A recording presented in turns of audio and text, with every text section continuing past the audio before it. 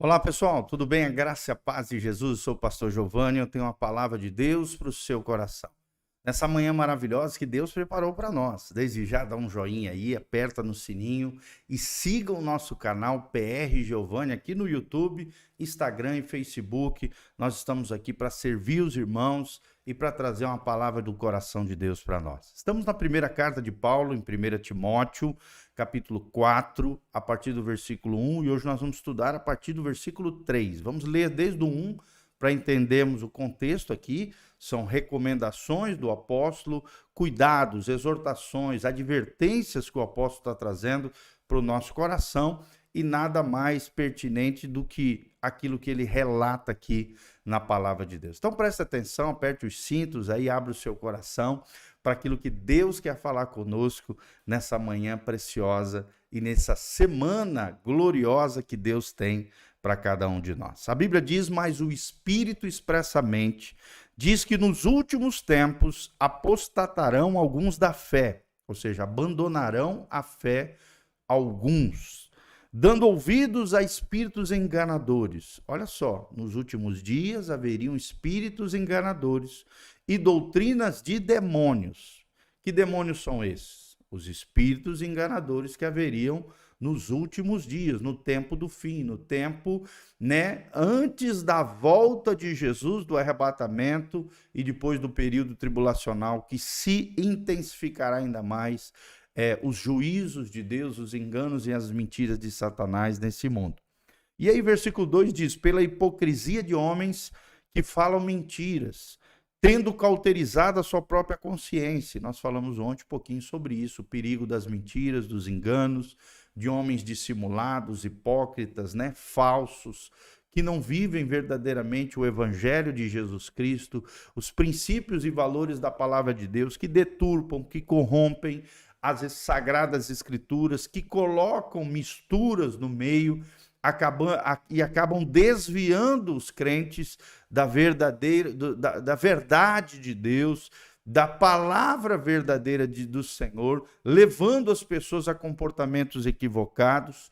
E todas essas pessoas, esses homens hipócritas que falam mentiras, que estão debaixo de espíritos enganadores e de ensinamentos, doutrinas de demônios, têm a sua própria consciência cauterizada. Ou seja, a sua consciência já eles já não estão sensíveis à consciência, sabem que estão errados, mas continuam no erro, não ouvindo a voz moral de Deus, a lei moral de Deus inscrita nos seus corações, que é a consciência. Aí vem o versículo 3, que é a chave daquilo que nós vamos falar, proibindo o casamento, ordenando a abstinência dos alimentos que Deus criou para os fiéis e para os que conhecem a verdade, a fim de usarem deles com ações de graça. Olha só, então eles começam a dizer um monte de coisa, pode isso, não pode aquilo, come isso, não come aquilo, pode casar, não pode casar, e acabam gerando uma série de transtornos dentro das comunidades. São os famosos legalistas, que criam leis humanas, falam que Deus proíbe coisas que Deus não proibiu na palavra de Deus, abstinência de alimentos, proíbem o casamento, Nós sabemos de algumas religiões que proíbem alguns homens de casar, ou então diz que você só pode casar com fulano A, B, C ou D, ou aquele só pode se casar se tiver autorização do chefe, do profeta, do líder tal, e se metendo na vida das pessoas, em áreas da vida das pessoas que não deveriam se meter. Então toma muito cuidado quando você perceber qualquer tipo de liderança tirânica, manipuladora, lideranças que começam a criar uma série de doutrinas que não se encontram na palavra, ensinamentos errados do ponto de vista da palavra de Deus. Diga não, saia debaixo desse jugo satânico.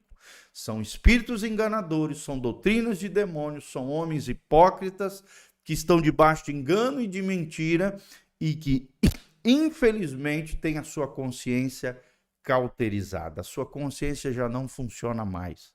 E, geralmente, esses manipuladores, esses travestidos de religiosos, de homens espirituais ou profetas de Deus, muitas vezes só estão ali naquela posição para extorquir, enganar, lesar as pessoas, se aproveitar, usar e abusar dos seus membros, dos seus discípulos e dos seus frequentadores. Então, não podemos estar debaixo de uma liderança assim, corrompida, perniciosa, né, que inventa coisas que Deus não falou. Então, toma muito cuidado com esse tipo de situação. Porque toda criatura, olha o que diz o 4, toda criatura de Deus é boa e não há nada que rejeitar, sendo recebido com ações de graça. O que ele está falando aqui? Dos alimentos, né? Então, o que a Bíblia está dizendo aqui? Olha, tudo aquilo que Deus criou, que é para o homem se alimentar, se alimente, não se abstenha daquilo que Deus abençoou. E é interessante que, claro, no Antigo Testamento haviam restrições alimentares, Deus fazia isso para separar um povo santo e irrepreensível para ele, mas no Novo Testamento você vê que essas restrições alimentares caíam. A única restrição alimentar que tem no Novo Testamento, a partir de Atos 15, no Concílio de Jerusalém, um concílio apostólico dos líderes da igreja, é a proibição de comer comida oferecida a ídolos. Comidas que vocês sabem que foram oferecidas a demônios, a ídolos. Ídolos, nós sabemos que por detrás de um ídolo existem demônios, sejam entidades, sejam santos, seja quem for, né?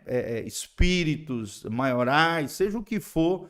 Se você souber que aquela comida foi oferecida a ídolos, vocês devem se abster. Então tome cuidado, não vá a festas pagãs, festa de santos, festa de ídolos, festa, né, de algumas religiões aí que propagam esse tipo de coisa e consagram os alimentos a ídolos vãos, né, mudos, equivocados, até porque o nosso Deus, o Deus da Bíblia Sagrada, é um Deus invisível.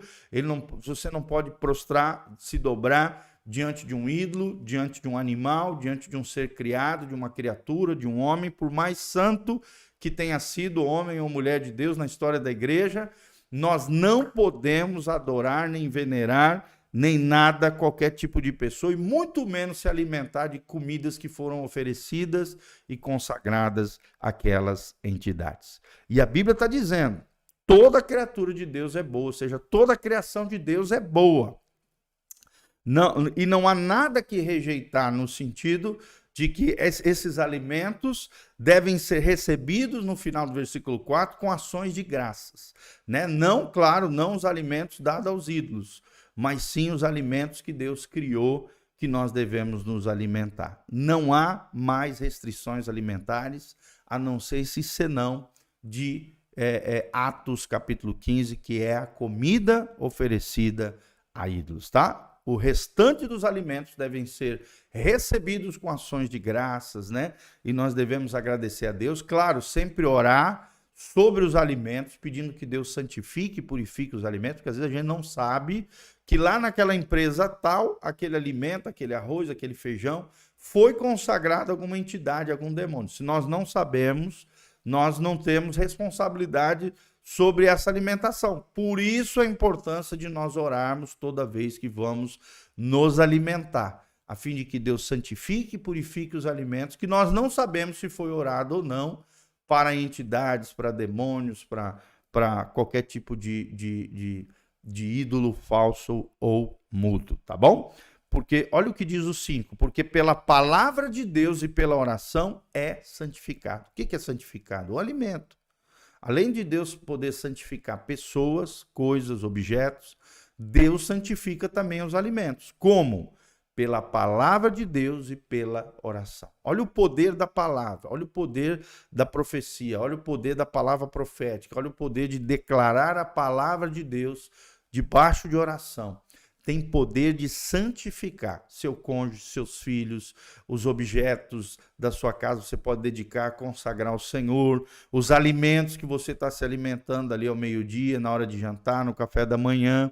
E isso é muito lindo na cultura judaica. A cultura judaica é aquela cultura que, quando vai se alimentar, ele consagra, ele agradece a Deus pelo alimento, ele consagra aquele alimento diante do Criador, seja no café da manhã, no almoço, no jantar, o tempo todo. O judeu, ele traz à memória que aquele pedaço de pão, aquele copo de água, aquela taça de vinho, aquela coisa que ele está se alimentando, bebendo ou comendo, foi dado por graça e misericórdia, como uma dádiva do Criador.